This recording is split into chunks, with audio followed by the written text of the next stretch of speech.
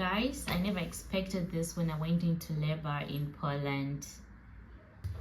So guys, sit down, relax, take your popcorns as I tell you my experience as a black mom giving birth in Poland.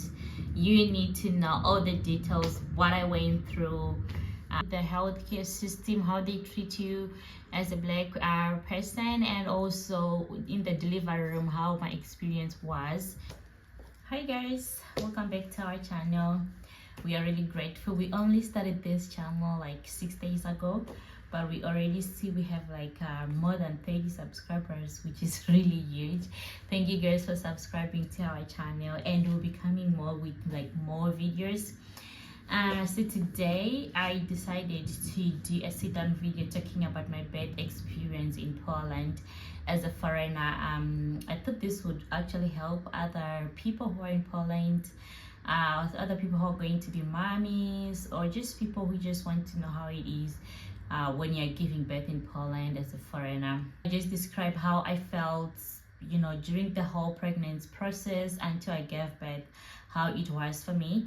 And then if you guys will have like more questions, you can just put them in the comments section, and then I can go through them. If I have to do like a follow-up video, I'll definitely do that, and then, you know, we can get to share all the details that you guys need to know. So like what happens here is when you get pregnant, right, then you go, so the first thing that I would say is you need to always have health insurance. It's very important. So if you're working as a full-time, then you should have like an health insurance which is provided by your job, the government one which is like NFZ, and then also you will have like a private one. So fortunately for me, I was already working full-time when I fell pregnant, and I had like the private insurance which is called Laxmed, and then I also had like the government one which is NFZ, so automatically I was insured.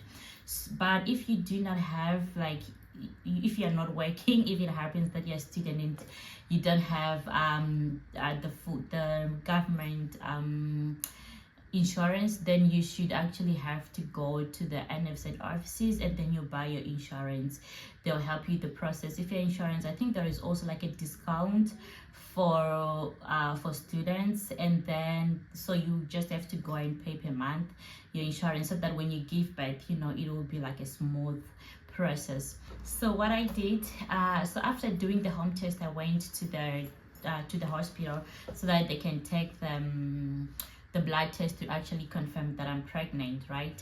So I went, and to be honest, like the most terrible thing about the blood test for me is, you know, I'm dark, and like and you know, for them to find like my vein, it was very, very difficult for them. So I would even have like 2 or 3 people coming just to try to find the vein, and, you know, to take the blood from my veins. And honestly, that was really frustrating and painful for me, and just in general, I don't like needles, so it was such a horrible experience. Every time I had to go for blood test, I didn't like it at all. But if I'll compare, let's say like for my husband, if he goes like to the hospital, if he has like blood test, he doesn't struggle because he's a little bit like light in complexion, and also they are already showing, you know, so it's easier. So it's not like always that you have this kind of experience like I did. So after confirming, the blood test confirmed that I was pregnant. So, you know, we're in, you know, to start with the whole process of like follow-up, you know, test and everything, you know, whatever test that you have to do, some HIV, some syphilis, I don't know, some of them they just had to do like many tests. So what I did, so here, like the good thing here is that like once you just fell pregnant, if you don't feel okay, you know, like the first trimester you're already not feeling okay, you're sick, if you just tell your doctor, like your gyna, the one that will be going for checkups, you just tell the person that I'm not feeling well, they have put you on sick leave, and your sick leave here usually is paid like 80% of your salary, right, like per hour. Let's say if it is like $100, then you're getting paid $80, right? But if your sick leave is for like pregnancy, then you are paid 100%. So even if you so if you get $100 when you are on sick leave while pregnant, you still get your $100. So I didn't know about this, because I just thought like in Zimbabwe we only have like 3 months of maternity leave, and people literally opt to work until they give birth so that they can leave their child when they're like 3 months, you know. So this is actually what I thought. So the good thing for me is I fell pregnant during COVID, right? So everyone was working from home, no one was going to the office, and also I literally had like a smooth pregnant. I didn't have morning sickness, so it was good. So the first 3 months I was just working, you know. When I was pregnant, I didn't even know like I can actually have a sick leave without and also get paid, you know, 100%. So when I went, I think it was almost, I think the 3rd month, because I was going for follow-up checkups, right? And then I went to the different guy, and I just wanted, you know, because during that time I was still like trying to see which gyna I would like. So I was like changing and seeing like which one would what I want to stick to. And I was doing my bookings through the locksmith, so I was just calling them, and then I made my next appointment. So the other doctor, when I went to, then gave me a sick leave, and then he was like, oh, you need to rest, you know. So he gave me, I think, something like 6 weeks. So I was not going to work, and I was like, oh my god, he gave me 6 weeks, I'm going to not get paid, like, you know, all my money. So after the month finished, right, and then I saw my salary came, and it was 100%. It also happened that my other friend, who is South African, also fell pregnant. We actually fell pregnant at the same time. So she told me, she shared that, oh, you know, we don't have to go to work, we can still get paid 100%. I was like, so where's the incentive if I can get paid when I'm home, right? So then I went back to my previous gynecologist because I liked her more. And so I told her like, oh, I'm not feeling well, I want to rest more. And then she was just like, okay. So I was getting my sick leaves renewed while doing like all the follow-up checkups, the ultrasounds, the blood tests, like all the, like there are a lot of them.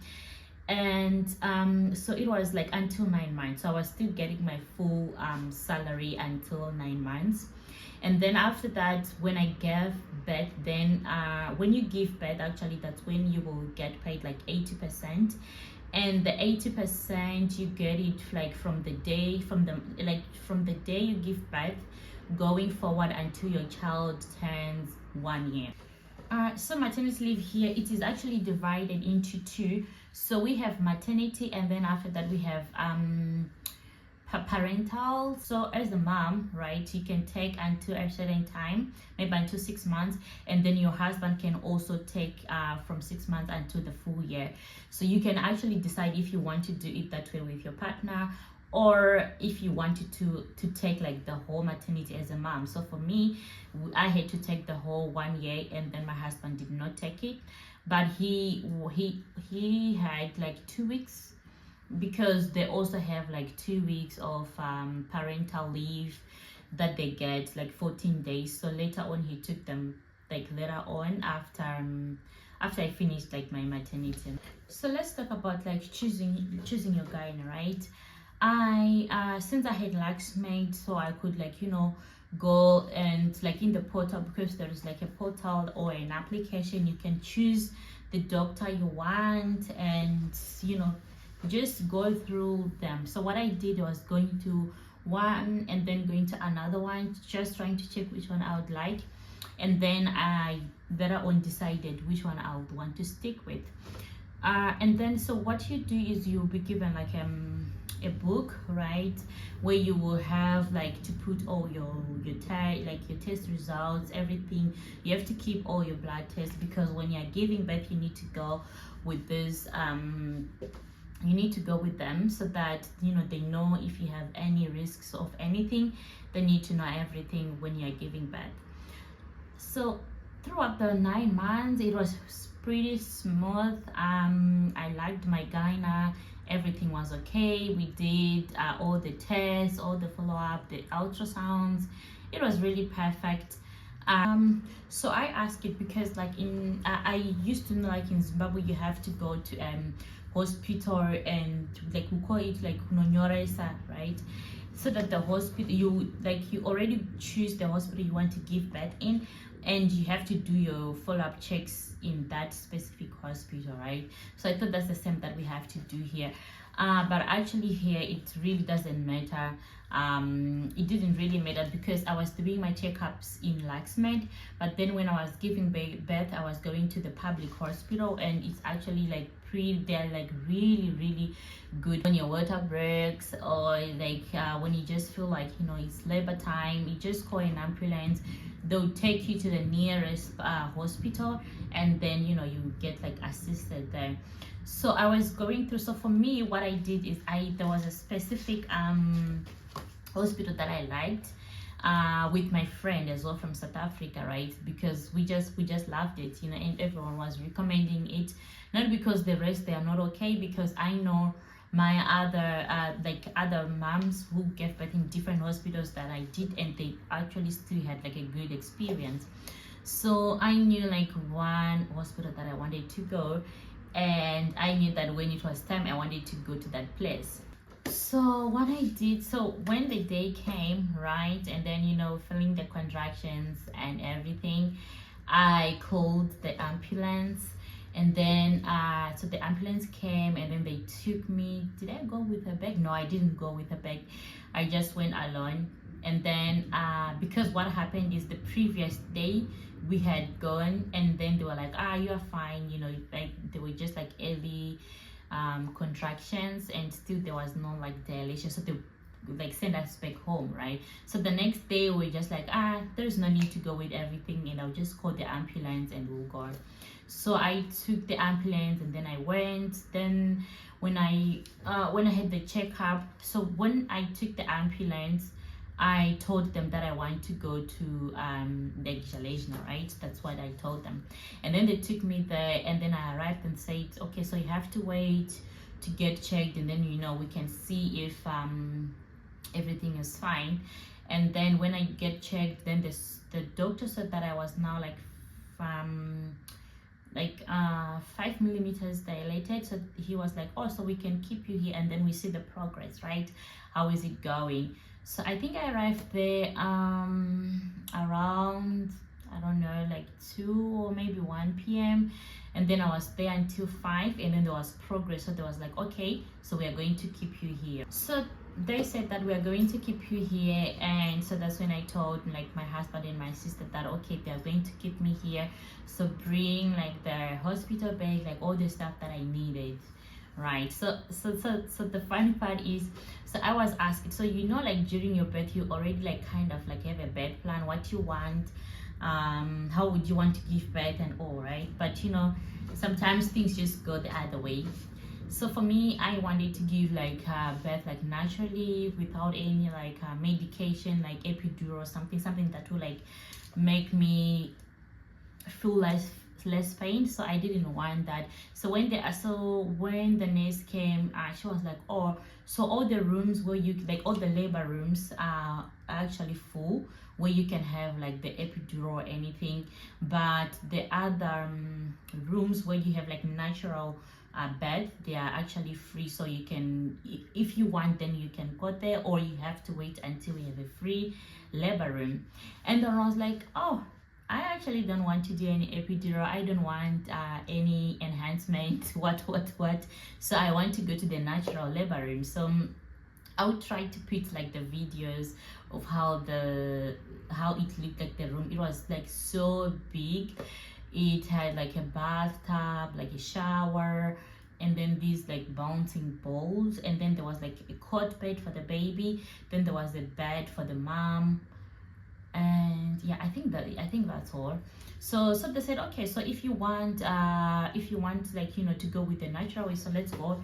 And then they left me in that room. So I was there, and then the contractions started, and now they were getting like painful and getting close to, you know, to each other, not like really close to each other, because I was still like 2 centimeters dilated. So I was waiting for my husband to come, and I was literally shouting at him, why are you not here yet? Because he was working. Then after work he had to, you know, take the stuff and then come. So my sister came with him, and then she went back. So I was in there, and the contraction was starting to be painful, and the nurse was coming, you know, to check me how many centimeters I was dilated, because I remember from 5 p.m. I think until 10 p.m. I was only 2 centimeters dilated, and the pain that I had, I was like, no way. I'm not going to, like, because I calculated if I took 5 hours for 2 centimeters, how long do I need, you know, to get like until 10 centimeters so that I can start pushing. So I was like, no way, I really need to get this epidural, because there is no way I'm going to give birth this natural way, because the pain is too much.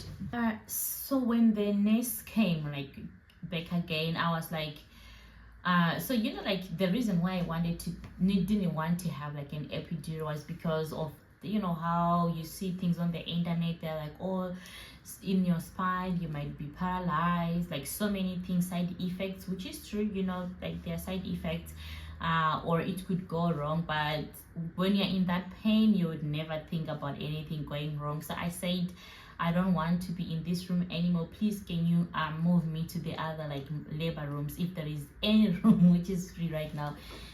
Just please, like, move me and just give me that epidural, because I cannot take the pain anymore. So the nurse was like, okay, let me go and check if there is like anything free.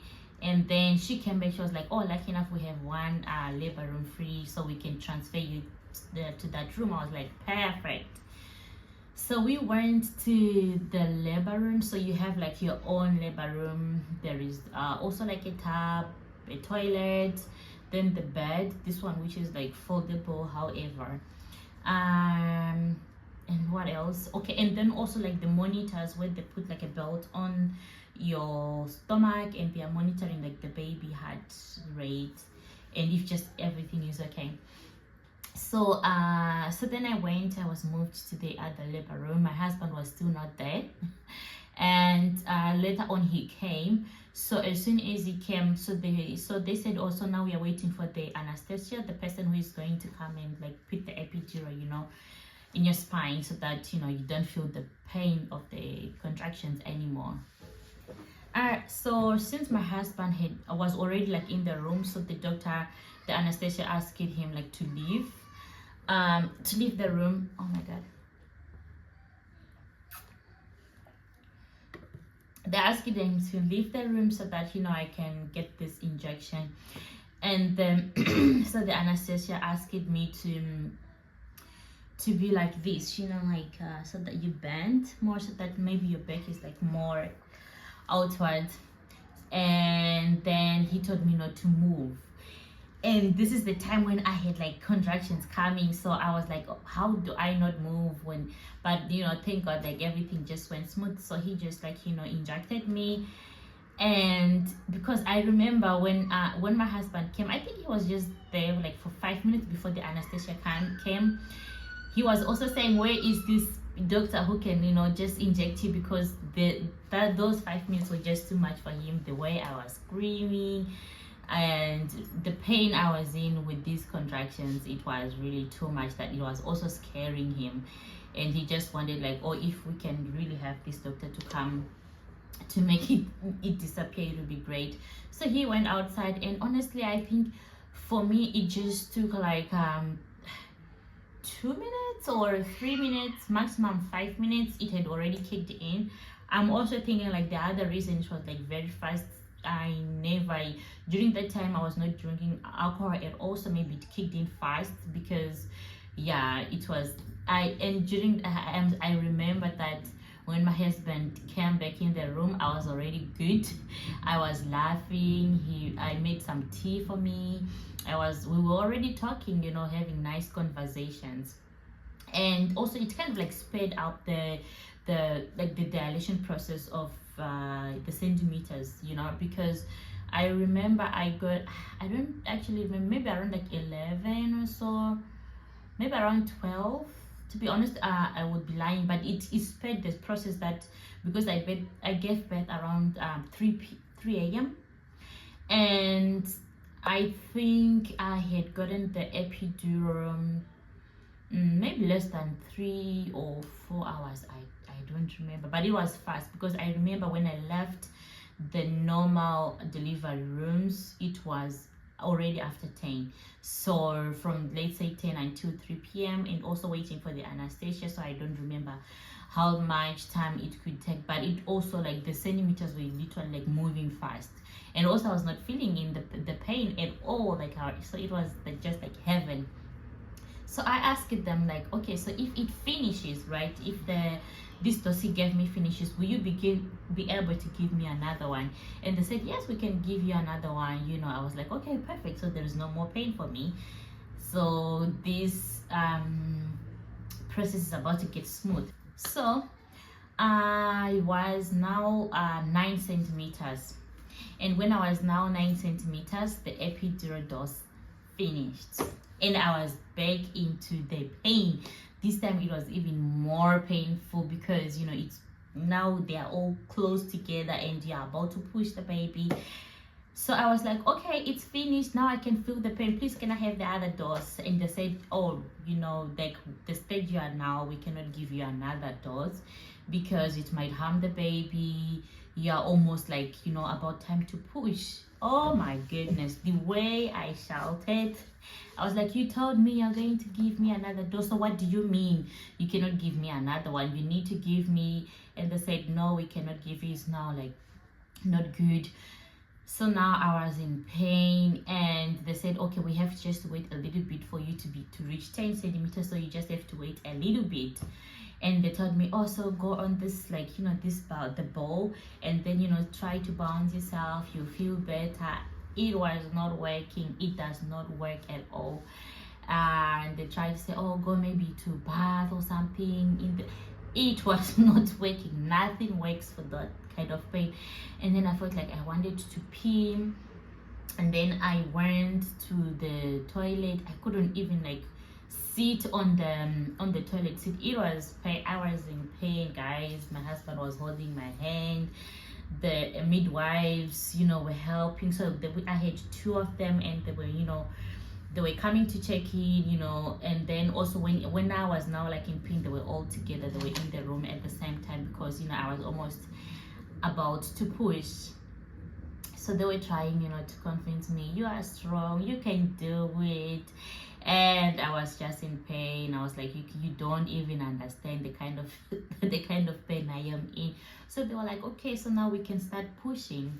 And I was like, okay, let's do this. I don't know actually how much time I took to push, but the nurse, I remember the midwife said, oh, you were actually fast, like compared like to how other people take time to push. So that's what I know, but for me that was the longest time to push the baby out, because I remember I was pushing, and the midwife was like, you're doing great. So it's like when the contraction comes, they tell you now push, but even if they don't tell you push, you even felt the urge to push, because the pain just like pushes you to you just want to release the pain, right? And so they were telling me, now you can push. When I tell you to stop, you have to stop. And they were taking me through this breathing process, like, now breathe in, now breathe it out. I think by the time they said now breathe out, I would have breathed like 5 times because I was just like so even when they say now breathe in and breathe out, I would have had that like breathe ins and out 5 times, because I just couldn't, like, literally. And so what they did, I started pushing, right? And like, oh, you're doing great, really. And then now push again, you're doing great, the head is already coming and everything.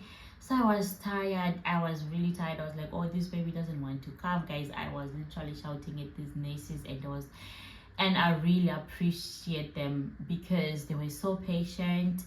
because I remember the stories I used to hear, like, you know, back in Zim, people are like, or the nurses will be like, oh, you like, they'll just not be nice to you. So I just thought maybe I'll also be experiencing the same, especially if it's your first child. They'll just be like, oh, you're being dramatic and everything. But this midwives, like, they were amazing. They were like, you are strong, you can do it, you are strong, you can do it. They keep on going. They were so positive. And I was just there, like, shouting at them, this baby does not want to come, you're lying to me that the baby is coming, you're lying to me that I'm doing a great job, because where is the baby, you know? So I asked my husband, please go and look and see if, like, the baby's head is almost coming. So he went. I think that he's really traumatized, because he went here to see, like, because I asked him, like, check if the head is coming. He was like, yes, it's coming. And then the nurse also took my hand and then said, okay, you can touch, you know. And then I touched, and then I felt like I touched, like, the hair, so the baby's head, the hair. And then she was like, you know, you can push. And then I pushed, and the head was out. And then afterwards, it was, you know, the whole body. So after actually pushing, like, the head, the next thing is just, like, easy. You just do one push and the whole body of the baby is out. So, you know, finally she was here. And my husband was asking to cut the umbilical cord. They had to weigh her, write the time of the delivery and everything. And since I was just pushing the time, they didn't tell me to push because I was in pain. So I teared up, right? So they had to, like, put some stitches, right? So now I had to wait to get, like, stitched up, you know. And the whole process was really amazing. The midwives were great. Like, they were so patient. They would ask me, like, when they were, like, sewing, like, oh, are you feeling any pain? Because they were also putting, like, spray, the numb spray, and then, you know, they are stitching up everything. But it was just perfect. Oh, and the other thing that I remember is when I started pushing, they asked my husband to take, you know, like, this the muslin cloth, and then they asked him to put it inside, like, him, so that it warms up. And then when, like, Naomi came out, so we took that muslin cloth, and then she was, like, you know, wrapped up in that muslin cloth. It was just, like, really nice. Even when he didn't want to cut the umbilical cord. He was like, no, I cannot do it. And then they said, no, yes, you can do it. And then they cut. And even though they were, like, not so, one midwife was really good with English, the other one was, like, not so good. But even though they was just, like, they were really, really amazing. So I really, like, the whole process was just great. And I would just even if anyone would ask me, oh, what if they are scared, like, oh, maybe they might be, like, racist, or they might not treat me well, or maybe just generally nurses are not good. No, I really had a great experience. And what breaks my heart is, like, because I wanted to thank this midwife, like, you know, after I gave birth, just after realizing how dramatic I was and how patient they were, I really wanted to say thank you to the midwife. But I couldn't find her anymore. Like, the next day I couldn't even, like, I wanted, because she was already no longer on shift, she was already gone. But I just wanted to say, like, thank you. I really wanted to know, like, what's her name, so that I can really say thank you, because she was really amazing. So after the whole process, right, of giving birth and everything, it was almost like time. My husband stayed a little bit when it was time for me to be moved to the recovery room. So you'll be two in the recovery room. In the labor room, I was just only alone. And then moving, when I had a child, it was like the two of us. And there was a time they took Naomi. They had to do, like, some tests and everything. And to be honest, I appreciated that time, because I slept. I was tired. I was really, really, really slept. And then afterwards, they brought her back, and then we went to our recovery rooms. I was sharing room with another lady, and the service there was still amazing. I remember the first night there was a midwife who was really so obsessed with Naomi. So she was coming and saying, oh my god, she's so cute. She couldn't really like speak in English, but she was pointing like the lips, they are pink, they are so beautiful. She came with a phone like translating, and then she really liked, and she was always picking her up. She was also always like taking her, going out with her, walking. She just loved it. And also I couldn't see her the next night again, in as much as I wanted to say like, oh my god, you were so nice, thank you. So what they do here is after you give birth, you stay 2 nights. So the first night, the second night, and then the third day, then you're going out, because they will just need to make sure all the tests are okay. They are doing various tests, because I remember when Naomi was tested, they already told me that like one of her ear was not hearing well. So I had to go like follow up on the hearing examinations for her, which was also like kind of like really interesting for me. I was like, how do they know she doesn't hear already? She doesn't talk or anything. How do they know this other ear does not hear? So they gave me that after giving birth, I had to go for follow-up examinations to see if she's good, if anything needs to be done. Alright, so we stayed our 2 nights, and yeah, we were receiving food and everything. So since you know, I had this insurance, the public and the government one, you don't have to pay anything. There are no hospital bills, because it's covered by the insurance that your company will be paying on your behalf, right? So I didn't have to incur any expensive, so it was literally smooth. So after our 2 days, what I would only say is that the food is terrible in the hospital, because it's bread, and then sometimes you receive like rice with boiled apples. That was a weird combination for me, but I had. And then you're always having bread and what else. So the food is really like not good, because like for me, I'm just not used to that kind of food. But it was okay. Afterwards, my husband came and took me, and they took me home.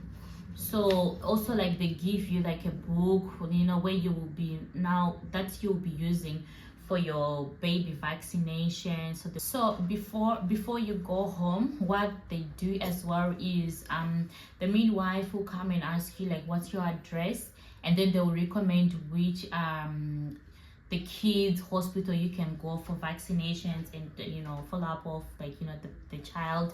So they already give you, and sometimes they come to your house to see if the baby is doing well, if the house is clean, if you are treating the child well. So they'll also do like a follow-up visit. For me, they didn't come, but you know, it was fine. Then I started going to the vaccine place, like the hospital. So it's like a very small place where you will only have to go for kids treatments or for baby vaccinations.